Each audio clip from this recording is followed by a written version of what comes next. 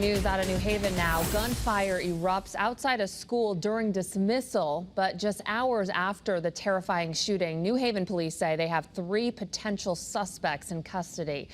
And it turns out they are all teenagers. Channel 3 New Haven Bureau Chief Matt McFarland is live with the mobile newsroom outside New Haven Police Headquarters, where police just provided an update. Matt, what have you learned? Courtney, a real quick work by the New Haven Police Department. We're talking about patrol officers, detectives, the shooting task force. Also a big help from the Hamden Police Department, making a number of arrests last night and getting 3 guns off the street. They tell us now they're working to connect those guns to yesterday's shooting near that school. Take a look at some video. This is what the scene was like outside the Dr. Reginald Mayo early learning school yesterday around 2:30. Police say someone leaned out of a passing car on Goff Street, firing 23 bullets in the direction of a nearby apartment and sped off. Fortunately, no injuries, but they did have to lock down the school. They had to get children off the bus back into the school for safety until police could give them the all clear that it was safe. Now, police tell us here's the key. They had witnesses in the area that provided them information. They also had video evidence as well.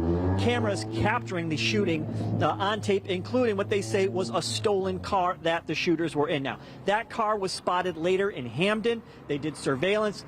Police saw 3 people returning to that car. A chase ensued. That's when we're told they took 2 17-year-olds and 19-year-old Naquan Swan into custody. Police say the 3 had 3 9mm guns on them.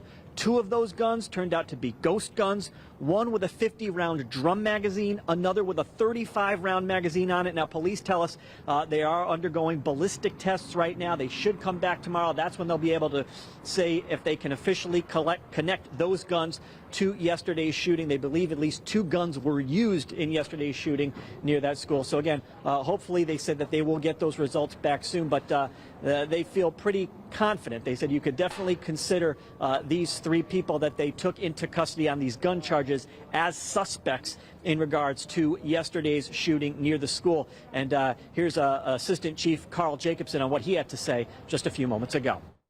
You have to understand, these kids took off running with those guns, and these officers held great restraint and did what they had to do to safely get everybody into custody. That's the biggest part of this story, and quickly.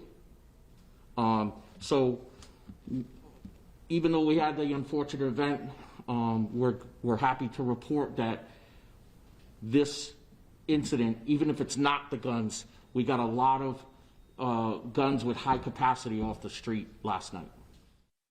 And we've heard police talk about ghost guns here in New Haven.